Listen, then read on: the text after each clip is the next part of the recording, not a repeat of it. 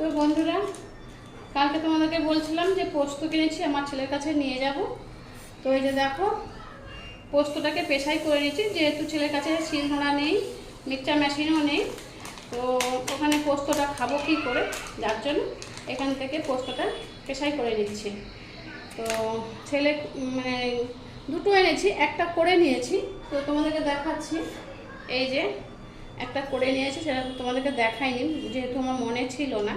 তারপর ভাবলাম যে না, বন্ধুদের সাথে একটু শেয়ার করি, তো এই জন্য আবার একটা রয়েছে, ওইটাকে বানিয়ে তোমাদেরকে দেখাচ্ছি। তো বন্ধুরা, আমার ছেলে একটু আলু পোস্ত খাবে, আলু পোস্ত খাবে, আর পোস্ত দিয়ে মাছের যে সরষা পোস্ত করে সেটা খাবে।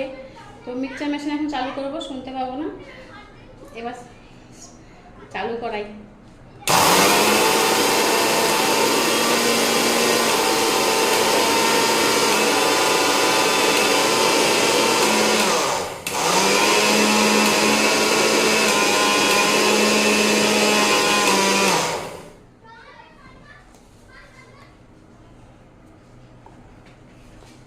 তো হয়ে গেছে।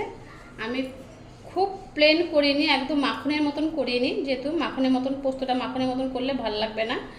একটুখানি স্লাইড মানে ইয়ে রেখেছি, একদম মাখনের মতন করিনি। তো হয়ে গেছে, দুটো হয়ে গেল। দুটো পোস্ত আছে এখানে, 50-50 100 গ্রাম। এবার নিয়ে যাব। এটা কিন্তু মাঝে মধ্যে না আমাকে রোদ্রুতে বসাতে হবে, রোদ্রুতে না বসালে নষ্ট হয়ে যাবে।